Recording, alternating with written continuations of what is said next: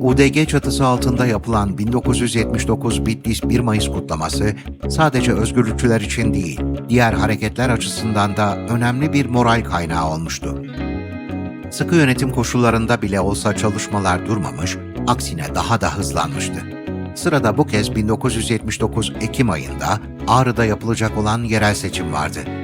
Vakit kaybetmeden hazırlık çalışmalarına başlandı. İlk başladığımız dönemler halk bize prim vermiyordu. Zaten bir komünist imajı ülkede vardı.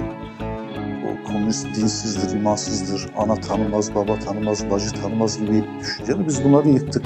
Mitingler yaptık. Mitingler çok hareketli geçti. Bizim mitinglerimize hep gençler gelirdi, çocuklar gelirdi.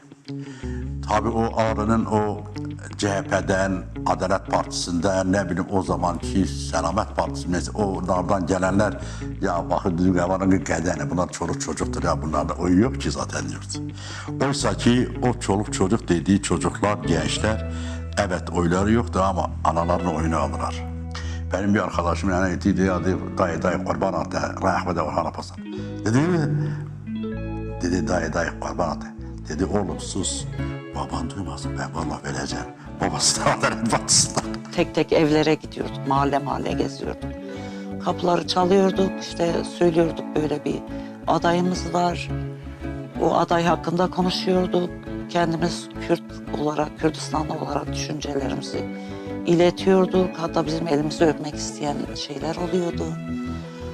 O isimleri, o şeyleri akşam Nurettin'e veriyorduk. Nurettin ve diğer arkadaşlar, onlar da akşam aynı aileleri ziyaret ediyordu.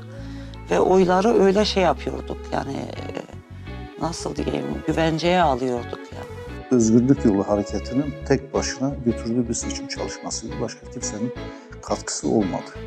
Ve çok akıllıca giden, provokasyona meydan vermeyen bir çalışmaydı.